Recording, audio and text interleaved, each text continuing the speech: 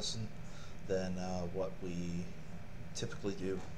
Um, but I guess it's trying to make a point, put a little bit of history to Kali, and maybe it'll explain why I'm doing some of the things that I'm doing. Okay, so we're going to find out today what is the same about this stick. This is a trainer, but this butterfly knife, right? Alright. Okay. And now before, this is a gun, okay? But before, you can let me show you. Do it this way. You can see there's nothing in the chamber, and there. So see, you can see right there, not a single bullet in this gun. So what is the same about this gun? Okay. This butterfly knife and this stick. Okay. So what I was explained from my teachers and things I've learned online, and I'm sure that some historian could fact check me a little bit, let me know that I'm off a little bit, but I think you'll get the gist. Okay. So if you look at these swords here that I have up on the screen, these are Filipino weapons. Now, depending on where in the Philippines you were from, north, south, which island, there's a bunch of islands, okay? These were the weapons, the tribal weapons, that the Filipino fighters used. When Lapu-Lapu cut off the Spanish conquistador's head, you know, this is the type of sword he was using. So the Spanish invaded, okay? The Filipinos were using these swords, and they were slicing them up. However, what did the Spaniards have that the Filipinos didn't have? They had guns. They had black powder rifles, muzzle loaders. And of course, they won. They conquered the Philippines. For King Philip, that's why they're called the Philippines. Alright? So, the conquistadors, Spanish, decided that anybody seen carrying one of the weapons shown on the screen would be executed immediately. Right? So, to practice, okay, they started using sticks to practice, because if they were found with swords, they would be murdered. And also, the Kali had to be made to look like a dance. So traditional Kali may be taught with more dance-like movements. Like for example, this, okay, looking like a prayer is actually this to the hand, okay. You may see this motion that actually symbolizes a shoulder lock to shatter the lock, but it looks like a dance, because a lot of these natives, indigenous, dancing around with sticks didn't look like anything. It looked like the Spaniards couldn't understand. But this stick represents sword, okay? Because if they were found with a sword, they would be executed. So, to hide their swords, they took the swords and they put them in a stick like this. Okay. Now to open that stick, they would go like this, and they would have, instead of a butterfly knife, a full-length sword by opening.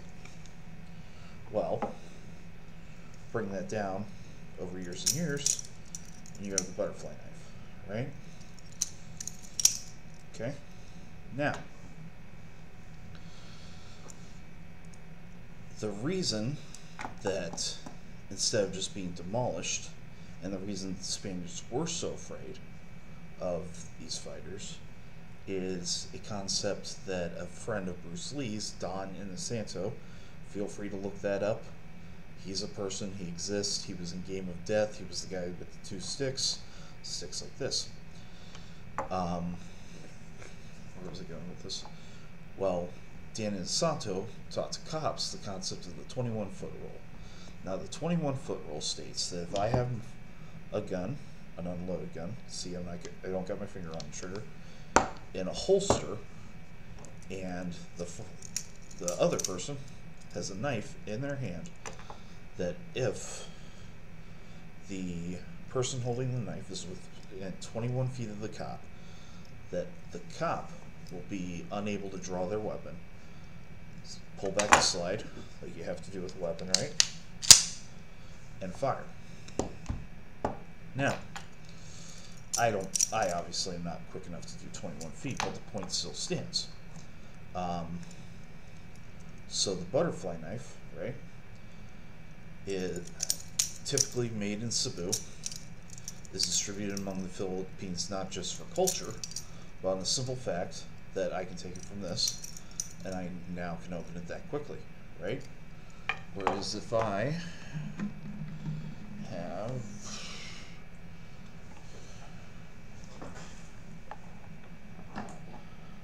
something like this, right? This is my folding knife. I have to take it out of my pocket, and I have to go like this, right? Now, this being by Doug Marcaida, who is a very well-known Kali martial artist. If you've seen him in Forged in Fire, and you see him slicing with the swords, that's Kali he's using to do it. Has a Emerson wave. You'll see that hook.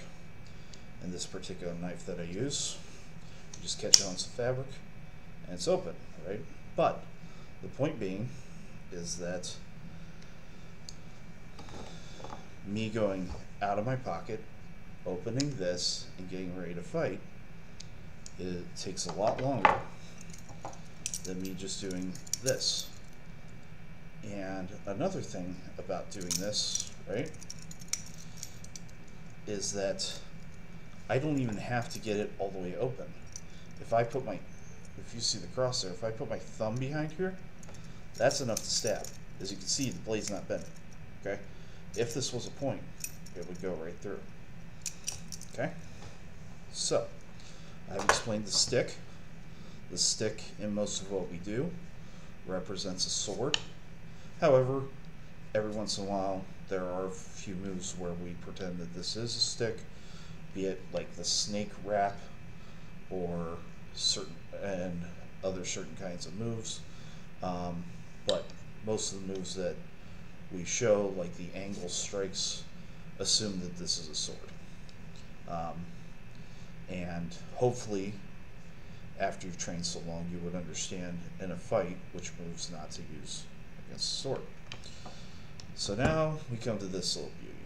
Okay, this is a 45 caliber, 1911. This was made for Marines.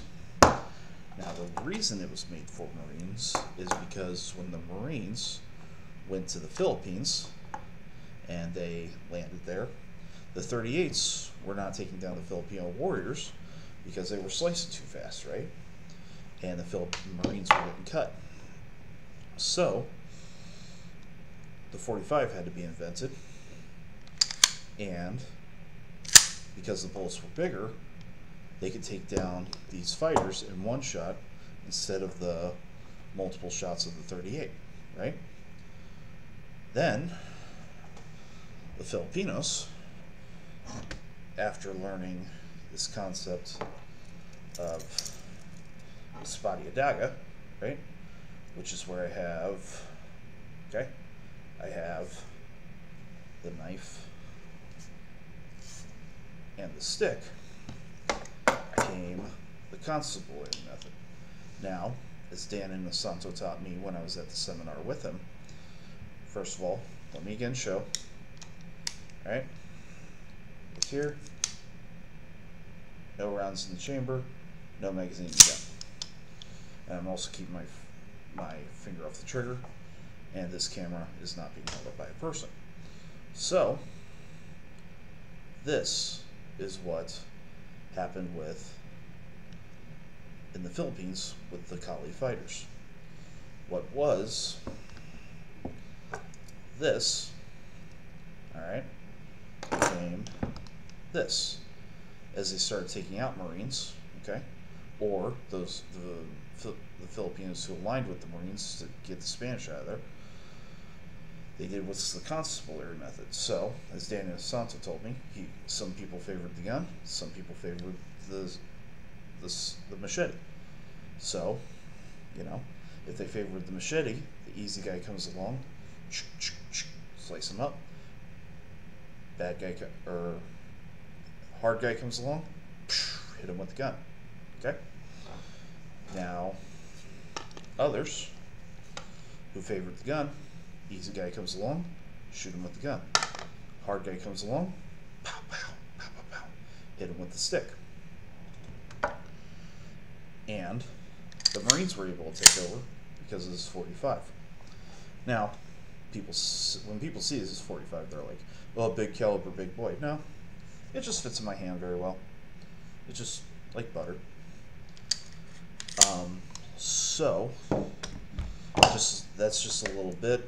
A lot of, and because my guru and one of the guys who, up until this point, I've been really good friends with, things are kind of rocky right now, who grew up on the streets of Manila, they told us, you can't get guns. Like here in America, we've got a gun everywhere. The cops had guns, and, you know, the civilians couldn't get them. But what they would do is if there were rounds on the ground, they would take the gunpowder from inside the rounds. They would put that in aluminum foil, put a rock inside, and put like glass in it, and they would throw it kind of like this, and it would hit. It would spark that gunpowder, and the glass would hit everywhere in their street fights. Both my guru and my friend were, I guess in their gangs, they were called strikers. What that would meant is that when a gang fight would happen in the street, you know, the striker's job was just walk up and start the fight. Gang fight, and from what I've understood, gang fights, they watch gang fights like we watch baseball. My friend told me a story of a gang fight was happening in their alley, and their grandma, much as we would have popcorn, they took mango and they put shrimp paste on it and started eating it like popcorn watching the gang fight. And my friend said that somebody pulled out a machete, hacked this guy's arm, it cut through the one bone. You know, that was not uncommon to see. So their blade fights, their blade fighting, has come down through generations from what used to be 2 machetes and tribal clothing to now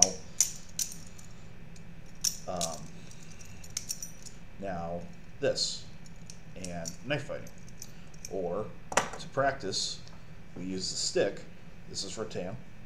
Okay, we practice with the stick because, again, the stick, we don't cut each other with the stick, but the stick has a traditional and historical point that it replaced the swords when they couldn't train with the swords.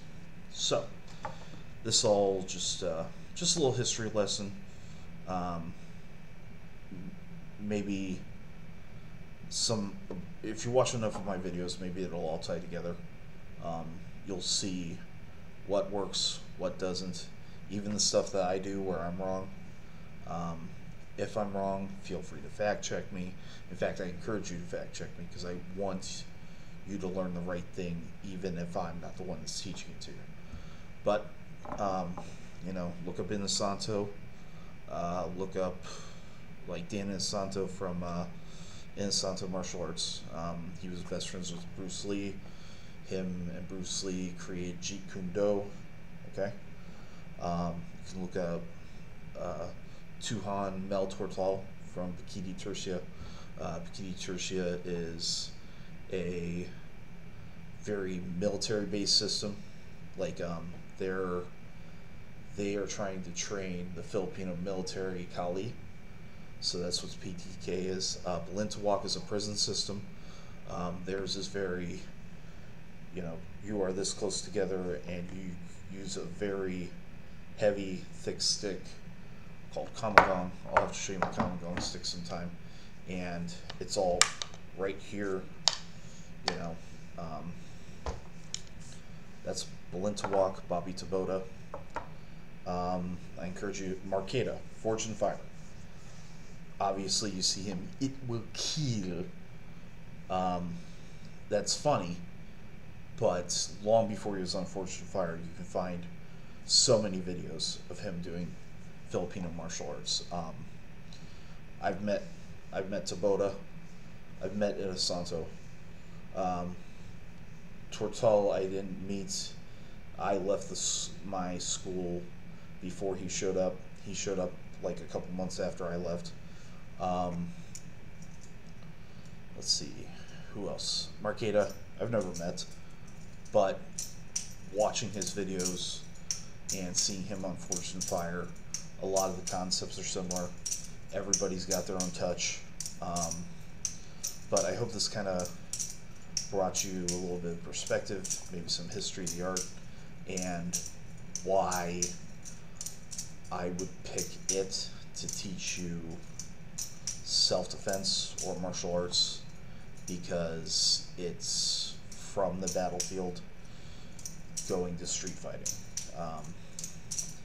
There are people have tried to do Kali tournaments, but because they put like helmets and boxing gloves and whatever on to protect everybody, since you don't feel the pain of the stick, the moves aren't damaging, so there's no point in actually doing the Kali. It's just two guys just whacking each other with sticks and armor. The Kali is gone and it's just whacking. So, because it is, from the battlefield, because it went from the battlefields to street fights, I think it's something that will help both martial artists and people who need a way to defend themselves alike. So that's just a little informational video, not a lot of moves today. So I hope you enjoy.